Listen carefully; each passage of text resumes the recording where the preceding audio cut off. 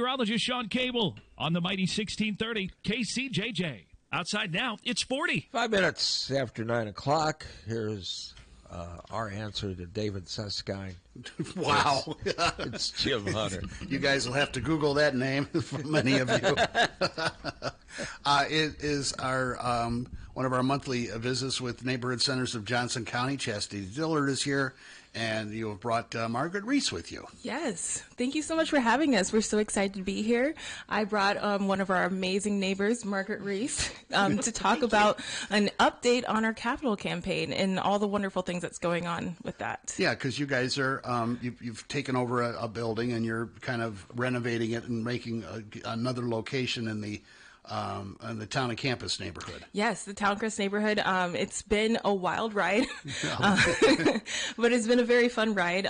We actually just did a tour for all of our amazing supporters last month, where we brought everyone over to actually our Muscatine building, which we also acquired last year, and we showed the documentary, and then we took everyone to walk through the building last month and just see it in progress. It's still being it's still construction, but drywall is up. They started doing painting.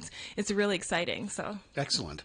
And Margaret, you are out in the community helping to raise some funds for this. Yes, I am. You know, things happen sometimes that you're not expecting, but I'm a member of the Iowa City Noon Rotary Club. I'm in my 27th year of Rotary. Rachel Rockwell, the executive director of the Neighborhood Centers, is a member of my club. Mm-hmm. And several years ago, she asked if I could come and meet with her and with Chastity to talk about capital campaigns, because my background is in fundraising. And I said, sure, let's do that. So then I got the tour of the Pheasant Ridge location, and I learned all about the neighborhood centers, which I'd known about for years because you've been around for 51 years. Right. But I didn't know what all they did. And it sounds silly, it's a trite comment, but it blew my mind. It absolutely blew my mind. I just could not believe. And everything that I was thinking, was running through my brain as we were talking, was this ties in so well with the goals and values of Rotary International. And it just seems like there has to be a project there for the Rotary clubs. So I am working with them kind of on my own, but primarily because of the Rotary clubs, and then our Rotary Club has started a project within the new center that we are funding and supporting. So that's what we're out raising money for right now. Excellent, and obviously, Margaret, you've learned all the great things that the neighborhood centers do, and teaching young children autonomy and independence, while also learning how to work together with people, and you know, some basic social skills that plant the seeds to a productive adulthood. That's right. They have early childhood education from birth to age 5, so that includes infants, obviously, and preschool. So preschool classrooms and accredited daycare. Most people have no idea that you can have early childhood centers be accredited, and Neighborhood Centers is one of fewer than 5% across the country that are accredited. So that just goes to show how high quality it is. And the summer camps and the after-school programs in schools, as well as at the centers and so forth, and then classes and things for adults as well. Yeah, I was told early on, don't you dare call it a daycare. Early childhood. They wouldn't taught you well. You didn't say that in those terms, but I got the general vibe. You're so right. Early childhood education. Yeah. So giving children the best start, and those after-school program kids, getting them fed, and the kids during the day fed, and being able to help families be the best families that they can be, and so forth. Working with adolescents and providing resources for them, and a good ear to listen to, and supportive groups and that kind of thing, and just all sorts of amazing things that they do. Yep, and we, of course, being Iowa City and Johnson County, we have a pretty wonderful melting pot of cultures and people, and I also learned that your instructors speak several languages, so it's as inclusive as it can possibly be. Yeah, and the neighborhood centers, are a real melting pot. And I think each location has a different community within its facility, because the neighborhoods are different. And the Towncrest neighborhood is truly going to be a melting pot of all kinds of people, multi-generational people who've been there for a long time and newcomers to that area. It's very close to many schools, City High and Southeast, and Robert Lucas Elementary, Willow Wind, right on the bus line. I mean, it's a really great location with a lot of just delicious variety in terms of the people who live in that area. I love how you're saying this. I couldn't say it better myself. Chastity, do you have an ETA for when the new center is going to open up? So we are hoping that construction will be completed in January for a spring open date for programs. And as we've mentioned in the past, we are going to do a phased approach. We already have both of our 2 infant rooms are already filled, so we have waiting lists for that. And so we'll start in that process and then build it up gradually. So we're hoping to do some kind of grand opening late spring or summertime.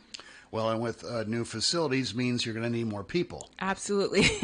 And the hiring process has already begun. That's actually above me. And some other people are working on that. But there will be a lot of needs going into this new facility as we continue this process. And that's why we're so excited to partner with the Rotary Club. Margaret didn't mention it, but they're partnering with us for our library. That's right. We're going to fund the library, build that out, and fund the library. Because that fits in so beautifully to, I think, the whole neighborhood centers, a number of Rotary's priorities, but one of them is education and literacy. And a library is essential. And this is also a partnership with the Iowa City Public Library, which will curate the collection, fill the collection, come back every couple of months and see what books are being checked out and what kinds of things people want. It'll be geared towards children, obviously. But it will also have materials for youth, for teenagers, as well as adults and families. It's a neighborhood library, a 600-square-foot library in this building. So it's going to have a door. It has a meeting room associated with it, a conference room associated with it, and it's just a short walk down the hall from a really amazing computer lab. And that's my next project, is to find somebody who wants to sponsor that computer lab, or at least all the equipment in that computer lab, because that is definitely going to be helpful for everyone from age 2 to 102 in that neighborhood. So if people want to help, how do they go about doing that? Well, if you want to support, see that right up there for you, Margaret. Yeah, I haven't done it.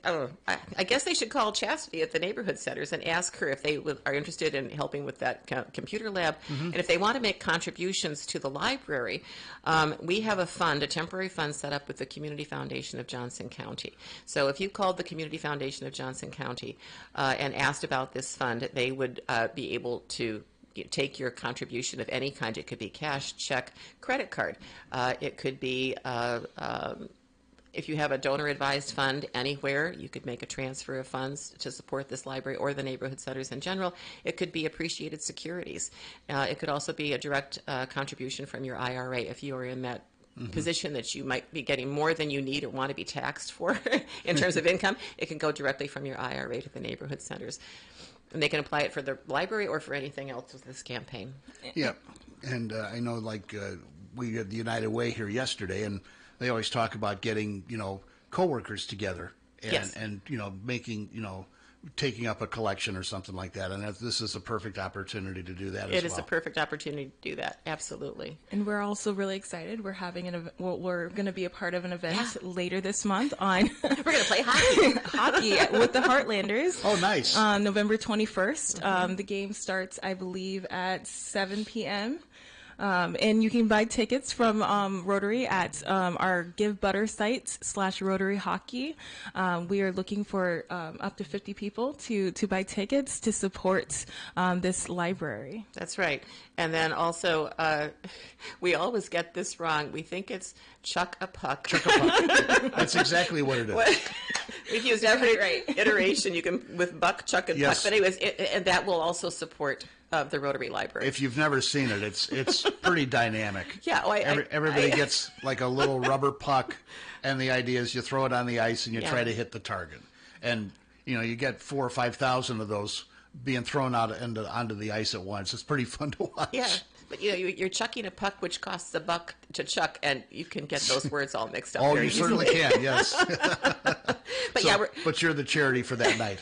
We Yes, are. So for the neighborhood centers and for the Rotary Library. So we'll have volunteers from both. And we also have some people who are buying tickets and buying them so that families can attend, Right. who And might that's- not be able to otherwise. So it'll be a lot of fun that night. And that's a Friday night. So It's a Friday night right before the Thanksgiving week holiday. So Yep. if you have family coming to town or you have kids and you want to do something fun that night, it's going to be a perfect evening. Yeah, and the Heartlanders have been really proactive in getting out in the community and, Yes. and helping, and this is another fine example of that.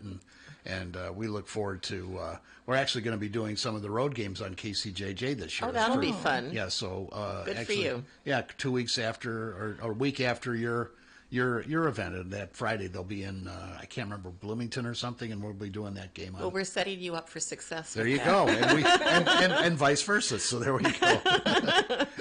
So, and your website at the neighborhood centers? ncjc.org, and you can find us on all social media: Facebook, neighborhood centers, Instagram, YouTube, and LinkedIn. You're everywhere. Everywhere. Margaret, it's good to see you again, and I hope you guys do a great job, which I assume you will. Raising funds for the new library and the computer lab, and it is a community effort, and whether it affects you directly or not, a strong, educated community is a great asset. It's a great asset, and getting children everything that they need to succeed and to be able to move on and get their education and do well in life is so important. So Absolutely. neighborhood centers is a big part of that. All right. Well, thanks for coming in, guys. Thank you so much. Thank you. This is CNN Breaking News.